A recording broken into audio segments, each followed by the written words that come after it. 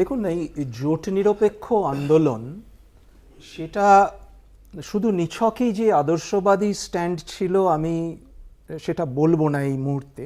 আদর্শবাদ তো একটা ছিল, সেটা আমি আসছি। এটা ভারতের বিদেশ নীতিকে একটা স্বাধীন স্বায়ত্ত শাসনের পথে হাঁটতে অনুপ্রেরণা দিয়েছিল। অর্থাৎ সেই প্রেক্ষিতে আমরা যদি দেখি, সেই সময়ের প্রেক্ষিতে দুটো বৃহৎ শক্তি, সুপার পাওয়ার, একদিকে সোভিয়েত ইউনিয়ন, একদিকে মার্কিন যুক্তরাষ্ট্র, এই দুটো সুপার পাওয়ার মোটামুটি সারা বিশ্বকে প্রভাবিত করছে এবং তারা চাইছে সারা বিশ্বকে নিজেদের ছত্রছায়ায় নিয়ে আসতে। এরকম সময় নেহেরু এই যে নির্জোট আন্দোলন শুরু করলেন, আগেই করেছিলেন, নির্জোট আন্দোলন তিনি যে অনুসরণ করলেন, সেটা আমি বলবো সেই সময়ের প্রেক্ষিতে খুব যথার্থ ছিল।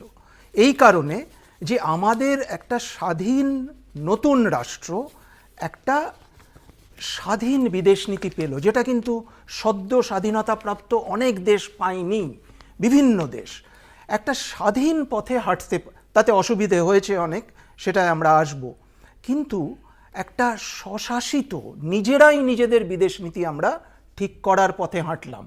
আমাদের বিদেশ নীতি আমেরিকা ঠিক করবে না, আমাদের বিদেশ নীতি সোভিয়েত ইউনিয়ন ঠিক করবে না, আমাদের বিদেশ নীতি আমরাই ঠিক করব।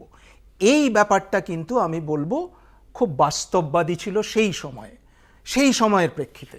অর্থাৎ একটা নতুন রাষ্ট্র হিসেবে আমি আমার বিদেশ নীতির ওপরে আমার অধিকার, আমার যেমন আভ্যন্তরীণ নীতির ওপর আমার অধিকার, আমার বিদেশ নীতির ওপর আমার অধিকার।